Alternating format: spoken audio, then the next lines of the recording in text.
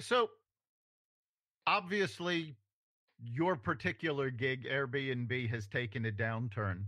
But for those people who are either starting to look at the gig economy, or for those who are in a situation like you where what you did is not going to be used right now, how do you Mhm. suggest that they prepare? Because again, this isn't going to last forever. So it's a great Mhm. opportunity to get yourself ready so that, when the starting pistol goes off, you're ready for the race.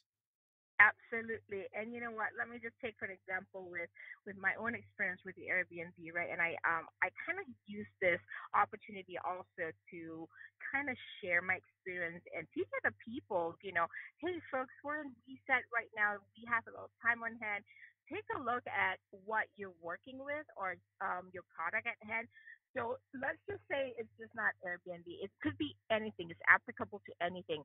So if you're a business owner right now, affected by the crisis, one of the things that we have on hand is time.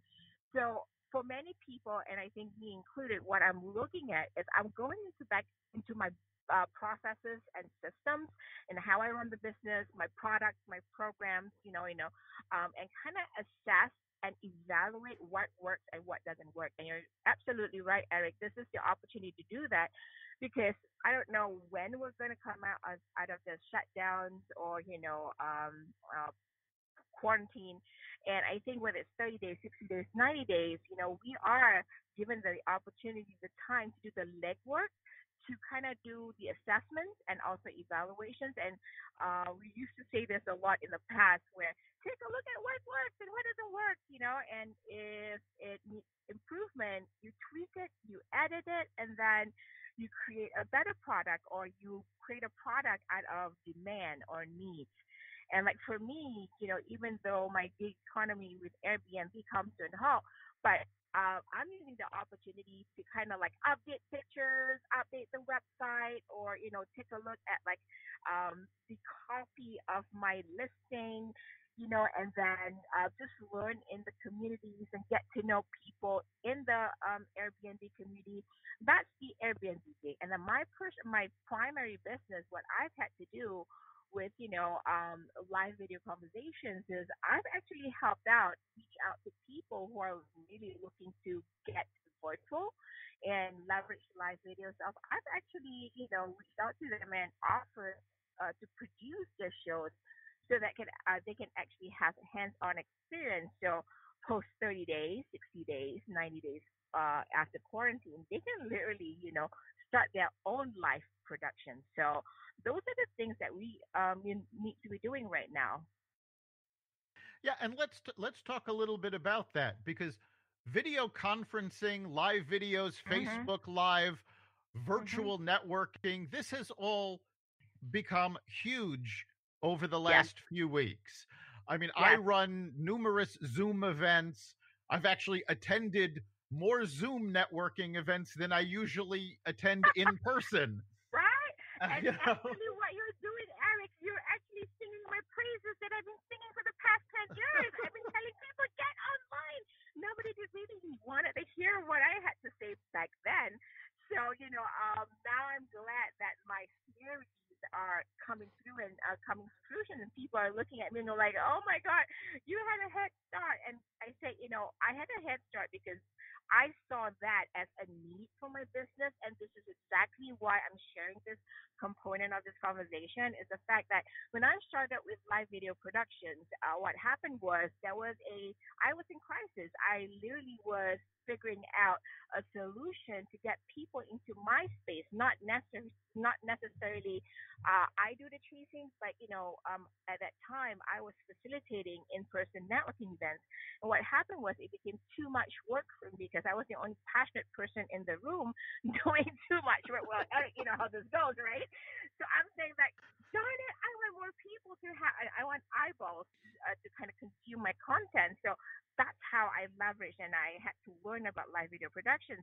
Now, 10 years later, people are in crisis mode and all reaching out to me like, how do you use Zoom? How do you do this? And even Saturday Night Live kind of made a joke on it, about people going on Zoom for the first time, the cameras on their boobs or on their noses, and we don't see it's just kind of funny because, you're thinking about this, and it's just, we all have to take a step, one step at a time, to learn what is necessary, what's needed for us to grow in our businesses right now. Yeah, and as we've said, I mean, this has been around for a long time, and I'm one of those old timers who was into personal networking and so on and so forth. And I just used Zoom for the first time 4 weeks ago, even though it's been on my computer forever. And as Eric knows, I run the West Hartford Chamber AM Connections meetings, which physically drew an average of 70 people the first and third Friday of the month. And so the executive director of the chamber got proactive when we went into this and said, we're going to be doing connections, not just first and third Friday. We're going to do it every Friday morning, and we're going to do it Yeah, using Zoom. And so after I yeah. did my first board of directors meeting and so on and so forth, we had 50 people in our Zoom session, 60 people last Friday. So we're back up to all that. Wow. Basically, for me, which it was for you many, many years ago, but for me and everybody else, it's just an aha moment that, wow, this is Yeah, technology, easy to use. It's a great way to stay in touch with people, especially now that we can't be physically together, but it's not going away and it's going to be used more and more. And, for myself, being exactly. a facilitator of meetings and a consultant and, masterminding and that kind of stuff, I mean, this is something that I'm going to be leveraging a whole lot more and more because, as Eric said, he's been doing more networking the last couple of weeks. And so have I, face to face. I mean, when I run my networking meetings, I say the purpose is to walk out with coffee dates so you can start building relationships. Now, basically, you're watching Absolutely. each other drink coffee on TV, but you can do a whole lot more in a whole lot less time. Don't have to get up as early and so on and so forth. And as far as instead of texting and emailing and so on and so forth, there's nothing like seeing a smiling face on a computer. And nobody realized that. At least I didn't, and a lot of people didn't until about 3 or 4 weeks ago. So this is fab, and I'm very much looking forward to leveraging this moving ahead. So It's almost phenomenal that just like Google, Zoom has become a verb, right? It's zooming here, zooming there, and I was just laughing about it the other day. I'm like, everybody's doing Zoom, but I'm gonna make a disclaimer right here. I do not use Zoom. Boom, there you go. I don't use Zoom just because with my video production stuff, I don't use Zoom just because Zoom doesn't have the features that I need to produce content via live videos. So, even though many people love it, and I'm just not a fan, and there are multiple other platforms out there. Here's the thing, folks. If I see 10 people, 15 people on a Zoom call, everybody's on camera, I get overwhelmed. I'm just like, oh, there's too many faces on this call.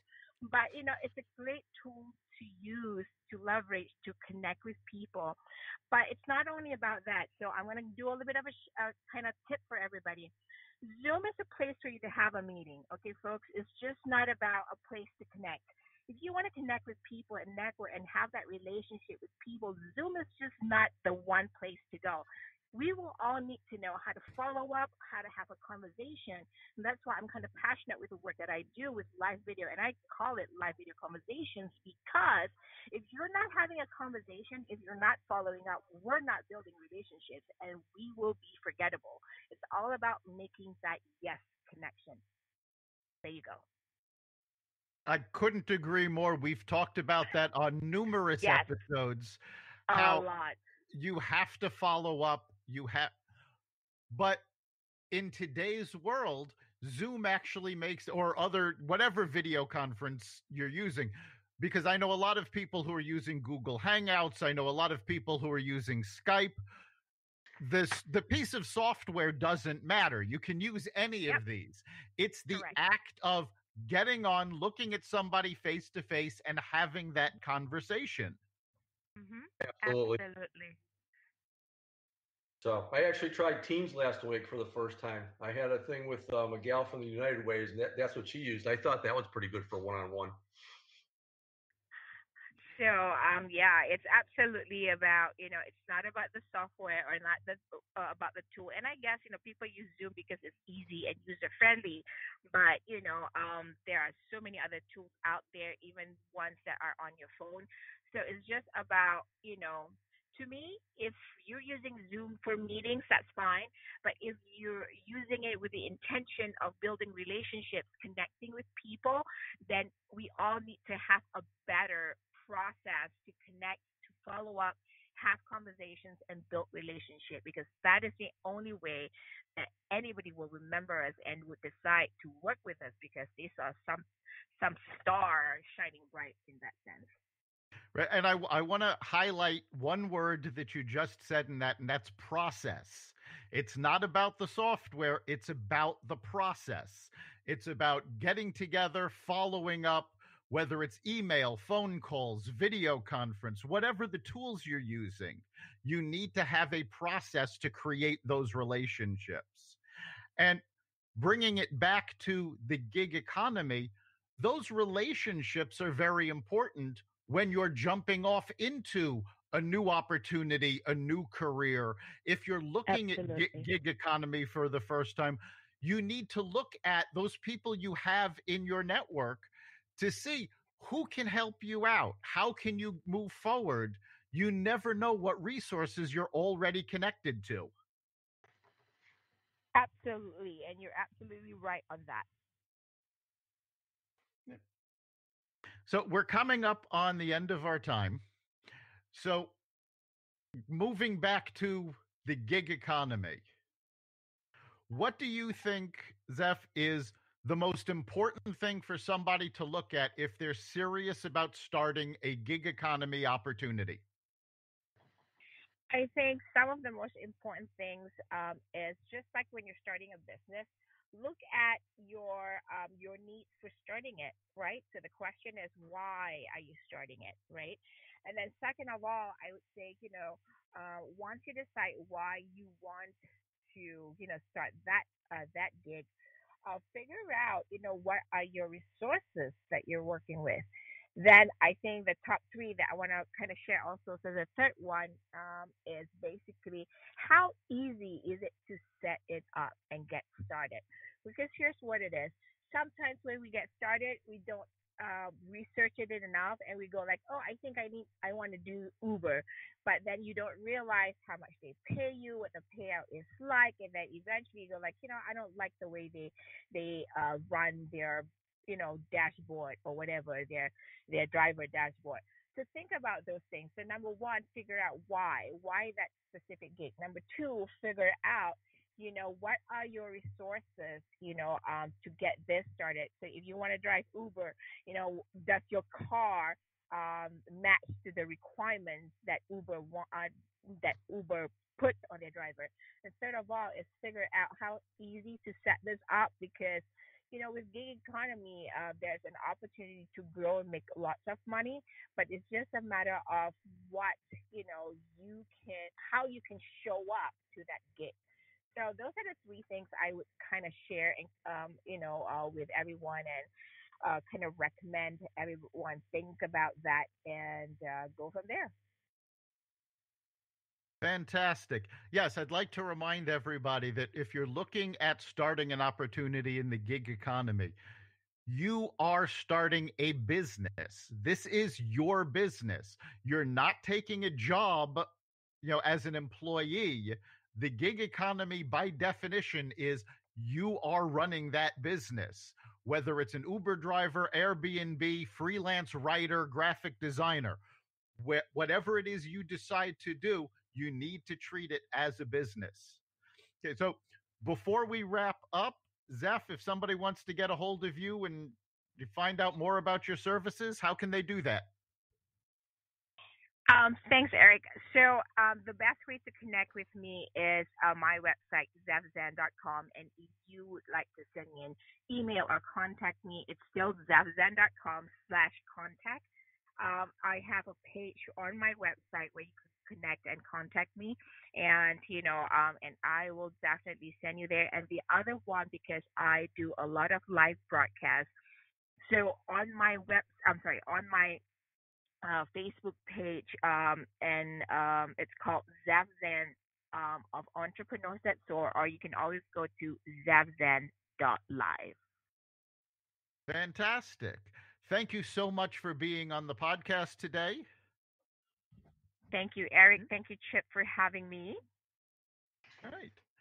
You've been listening to the Success Showcase. You can catch us every week at xvadio.com/podcasts. You can also find us on iHeartRadio, the Apple Podcast